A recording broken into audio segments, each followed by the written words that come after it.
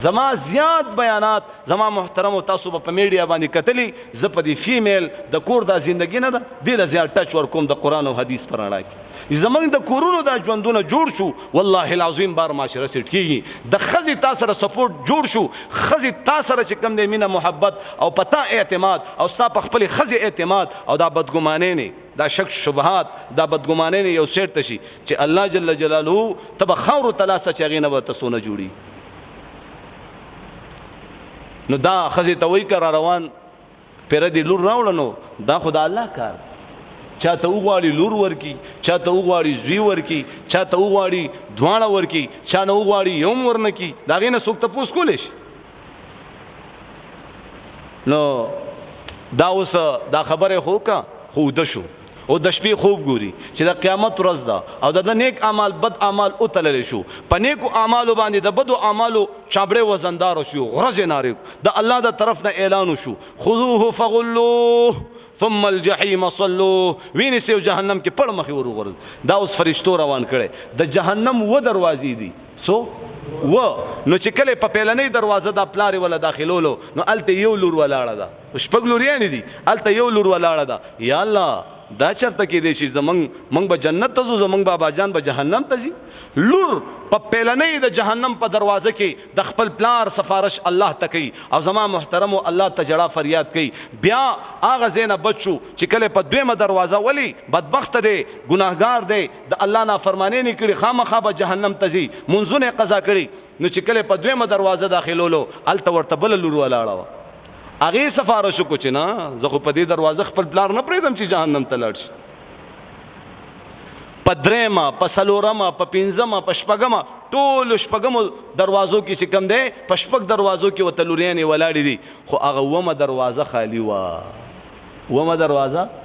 خالی و خو چې کله هغه طرف ته ور برابر کو پدې کې دا پکړ کې سیده کېناست چې کله کېناستو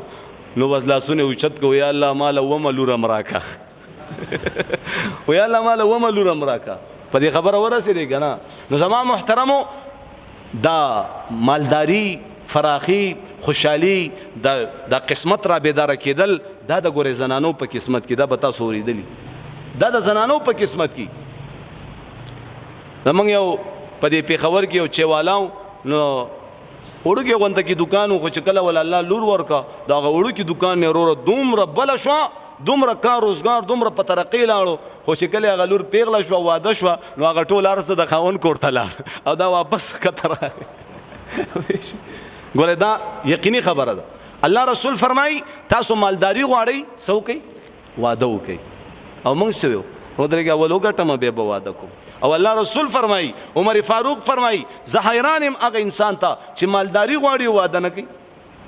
خو زما محترم هر شاخې تاخیله به واده نه کوي پېښ چې د یو جنې زندگی په برباده کی یا قلارې کور کې ډډه چولی او کله د کور والا لوخي خرسي او کله سونه خرسي او دا غي ژوند برباد کړي داسې خلکو له ودونه نه کې نرانو له خلک ودونه کوي نرانو له چې هغه ټولې ذمہواری هغه زما محترم په خپل ځان باندې برداشت کوي هغه بعض خلک دومره همت کوي په غرونو کې لارې وکړي او بعض خلک دومره کم همت شوي چې د کټ نه خپل نه راکوزي سوي یاره کارونه نشته کارونه ولی نشته ته خو لګو ګرځه دا مرغی وړه غونته کې مرغی د دومره دا د دې ونې نه پرکی وړه غونته کې تشه ججوره وزي او ما خام ډکه ججوره زما محترم خپل جالي ترای دا سیده کدا سینه دا غټ انسان دا غټه کپرینی ولی او کارونه نشته او کار خراب دی ته خو لګ همت کوا ته مهنت کوا سار کې د منځو کو سورۃ یاسین وای لګ دعا وکړه د الله نو مال وزا په دعا نه فاسره وزا مونږ او تاسو د کور نه په جنگ جګړو روزو په جنگ جګړو نو په جنگ جګړو چې کم خلک د کور نه راوځي کنه به خورز نه ویني ها ایو مزدور اب دریم چت زما محترم خخت رسول دریم چت ایو تاواز ورکو ودا ظالم چې کم دی کنه یو صاحب باندې د دریم چت د خخت رسي نو بل وته ویل چې دا د کور نه خوشاله دی